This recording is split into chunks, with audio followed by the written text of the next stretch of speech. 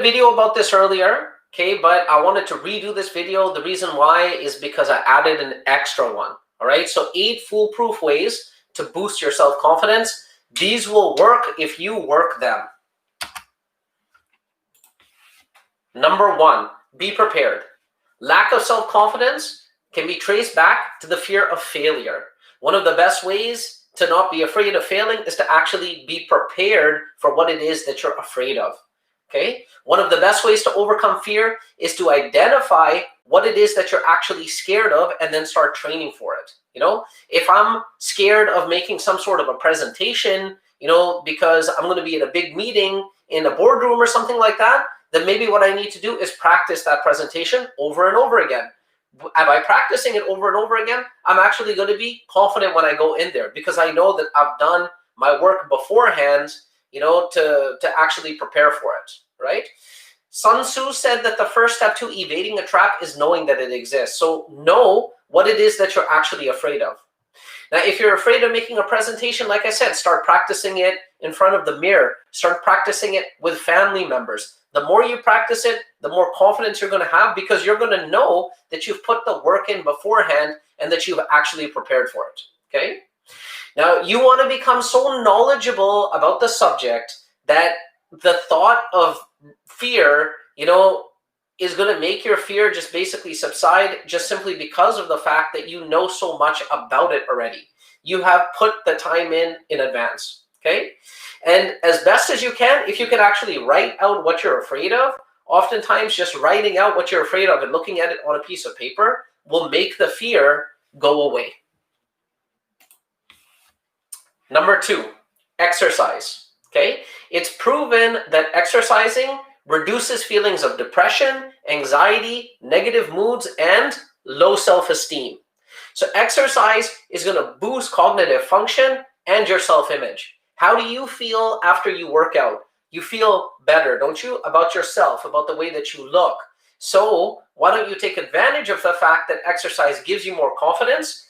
And when, you know, you're about to do something where you're a little bit nervous about it, exercising beforehand or exercising that day can boost those endorphins and make you feel good, okay? So when you exercise, endorphins are going to be getting released that reduce stress, which in the form of anxiety is a culprit when it comes to lack of self-confidence. Now, gaining a sense of accomplishment after every workout gives you momentum and a feeling of power as you're taking action. So, you know, exercising actually requires discipline, you know, because or exercising on a regular basis, I should say, requires discipline. Even getting up to go and do your workout is something that you should be proud of. And when you get those little achievements, they actually make you feel good, okay? Little wins along the way are going to improve your self-confidence, right? Another thing that exercise is going to do is it's going to improve your brain function, okay? It's going to give you better focus, better clarity, and improve for performance in all aspects of your life.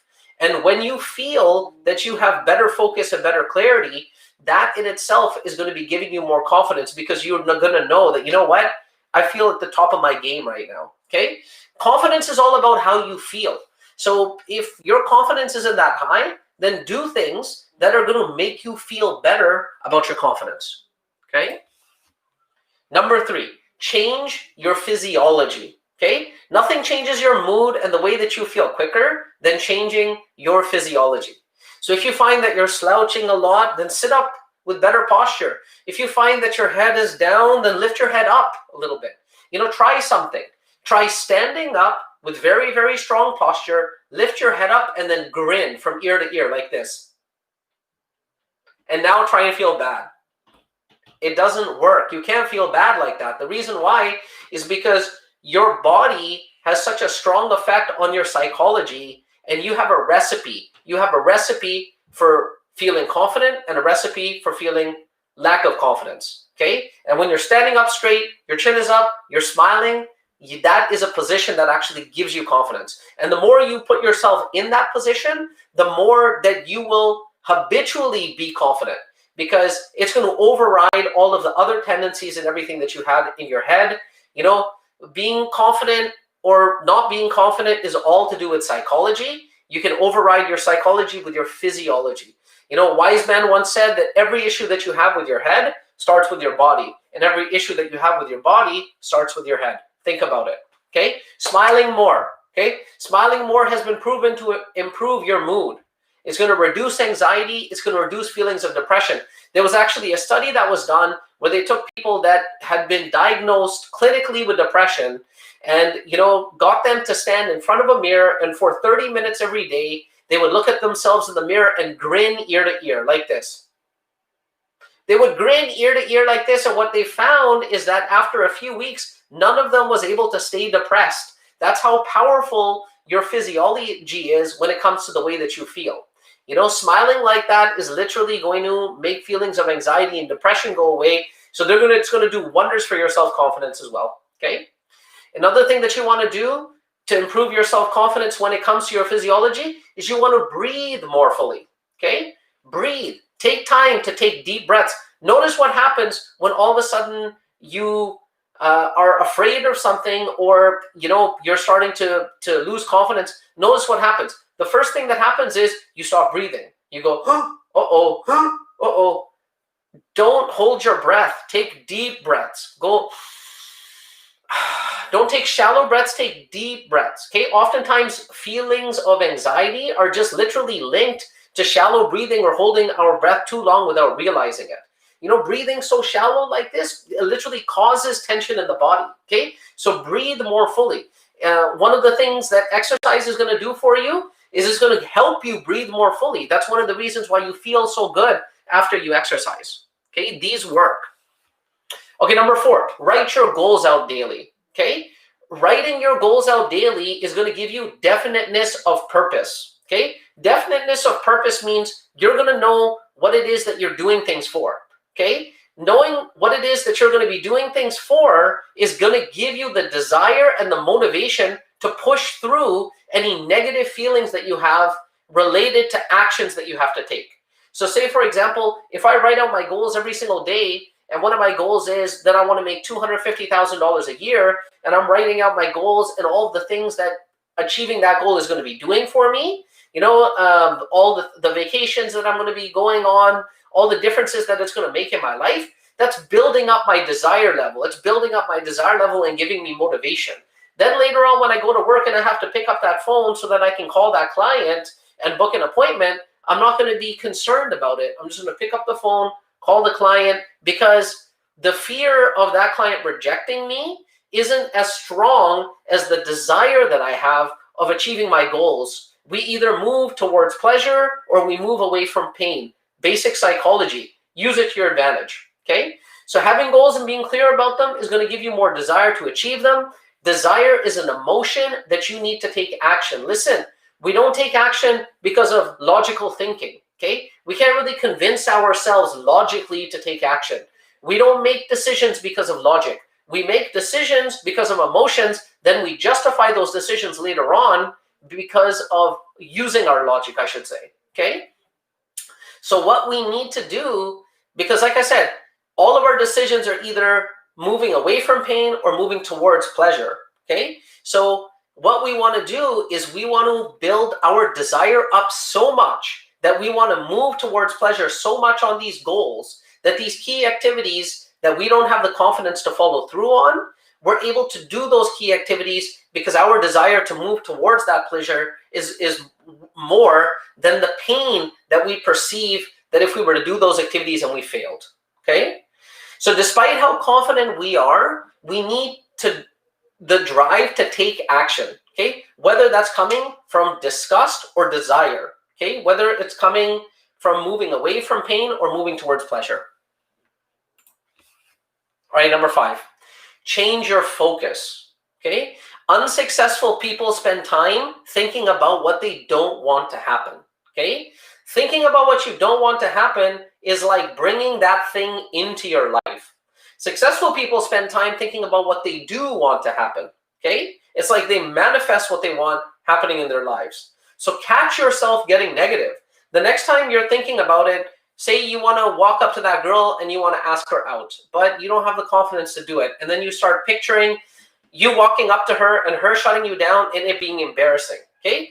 Catch yourself right there. Have a conversation with yourself, okay? And tell yourself that, listen, no, that's not going to happen. I'm a good-looking guy. I'm nice. And she looks like a nice person. She's probably going to connect with me on Facebook or something, okay? So how do you change your focus? Ask yourself better questions, right? Ask yourself a question like, instead of asking yourself, oh, why can't I afford it? Ask yourself a question like, how can I afford it, okay? Your brain is just a tool. Your conscious mind is just a tool that is there to help you get what you want. So when you start asking it questions like, why can't I afford it? Well, the tool, what it does is it starts answering those questions. Well, you can't afford it because you don't earn enough money. You can't afford it because your job sucks. You can't afford it, But if you ask it a better question, how can I afford it? It's a tool. It's just going to answer that question too. How can I afford it? Well, you can afford it by working a little bit harder, getting a part-time job, having a business on the side, starting earlier, working later, spending less money on something else, okay?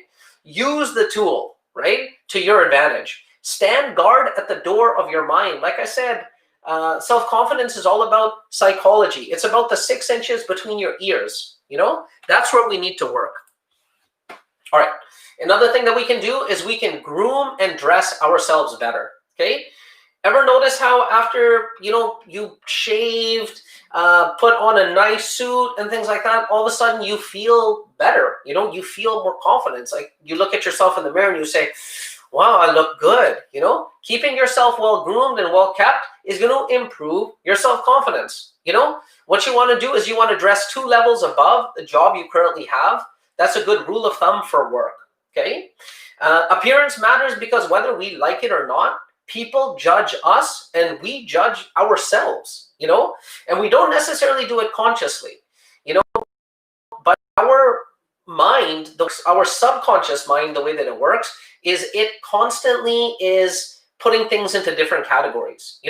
When I look at somebody that is dressed in a suit, I'm immediately going to put that person in some sort of a category. When I see somebody that has tattoos, up and down their body, and all kinds of piercings, whether I like it or not, I may be putting those people into a different kind of a category, okay? It's just something that our mind does, and it's not anything that we can stop, okay? But if you want to feel good, look good. There's a terrific book on this called Dress for Success, okay, by John T. Malloy. Literally, the term dress for success came from this book, so it's good. Number 7, visualization, okay? Olympic athletes and professional athletes have known about this secret for a long time, okay? High-performance executives, they all know the power of visualization, okay? The reason why this works is because the subconscious mind cannot differentiate from imagined experience and real experiences, okay? So when you imagine yourself achieving your goals, imagine yourself being successful in every single way, right? So whatever it is that you have lack of confidence about, imagine yourself being successful in it. If it's that girl that you want to go up to and ask her out or something, imagine going up to her and asking her out over and over again in your mind and it working out successfully for you, okay? That's going to give you confidence. It's going to make your mind think that you're the type of person that's already done that thing. If your mind thinks that you're the type of person that's already done that thing, well, obviously that's going to be giving you confidence, okay? There was actually a study about basketball where what they did is they studied the power of visualization. They had 3 test groups, okay? The study was about free throw shooting. They had 3 test groups. The first test group just did regular basketball practices like they normally do, okay? The second test group, all they did is practice their free throw shooting. And then the third test group didn't actually practice at all. All they did is they kept visualizing the free throw shooting. And what they found is that the test group that actually visualized the 3-point shooting had the same results as the test group that practiced the free throw shooting. So they didn't even actually practice. They just kept practicing in their mind. But when they practiced in their mind, they practiced every single free throw going in. Okay, so visualization works. If you want to read a good book on this subject, a good book about visualization is Psycho-Cybernetics by Dr. Maxwell Maltz. Okay, and here's a bonus that I have for you guys. Number 8, affirmations. Okay, the way that you speak to yourself has a tremendous effect on how it is that you feel. You know, Muhammad Ali attributed much of his success, you know, and he's arguably considered the greatest heavyweight champion of all time. He attributed much of his success to the fact that he constantly said to himself, I'm the best, I'm the best, I'm the greatest, I'm the greatest. You know, and he said that to himself over and over and over again so many times until he literally believed it. And then guess what happened? He did become the best and he did become the greatest, because our brain is just a tool that does what we want it to do. And if we constantly tell our subconscious mind that, listen, I'm the best, I'm the best, I'm the best, your subconscious mind starts believing it and starts thinking, yeah, I am the best, and then starts acting that way, okay? So like I said, what we say to ourselves, you know, especially means a great deal to us, even more than what other people say to us, okay? So like I said, guard, you know, your mind. Guard the door of your mind. Don't ever let those negative thoughts start creeping in there. When you start to have a negative thought creeping in there, then you want to replace that negative thought with a positive thought. See, our mind can only hold one thought at a time. So if I start having a thought like, oh my God, I don't know if this is going to work, the moment I start thinking that, I need to override that thought with a new thought. I can do it, okay? The moment I start thinking, oh, I don't know if this is, I just tell myself, listen, I can do it. Listen, I can do it. And then I just do it right away, okay?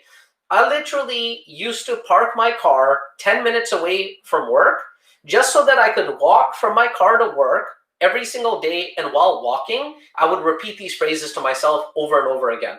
I'm the best. I'm the best. I can do it. I can do it. I can do it. Over and over and over and over again, okay? Until it got pounded into my head, okay? Our conscious mind, like I said, only holds one thought at a time. If you find yourself putting negative thoughts in there, cut those thoughts out, replace it with a positive thought, okay? All right, so listen, the highest form, to conclude, the highest form of responsibility is taking responsibility for how you feel, okay? Even, you know, how you feel in the moment, you have to take responsibility for that. You know, the way that you feel right now, whether it's confident or not confident, is not because of anybody else or because of anything that's happened to you. It's because of how it is that, you know, you've chosen to feel. And if you look at it that way, you realize that that is a very empowering way of looking at it. That means that, you know, if you're not feeling confident, if you're the one that's responsible for it, you can change that. That's an empowering belief. That's what you need to have, okay? If you don't feel confident, then change it. You know, using any one of these 8 tips that I gave you is going to put you on the path to becoming very, very confident. If you use all 8 of the tips that I mentioned, you know, your confidence could skyrocket, okay? So do what you have to do to make yourself feel the way that you need to feel to achieve what you want, right? Your destiny is in your hands. That's the truth. And the truth is empowering. So being brave doesn't mean not being afraid, okay? It means acting despite being afraid. This is something that I try and tell my kids, you know? They're afraid of something, and I tell them to listen. Those heroes that you watch on TV, it's not that they're not afraid. They're afraid just like everybody else is, but being brave is doing something even though you're afraid, okay?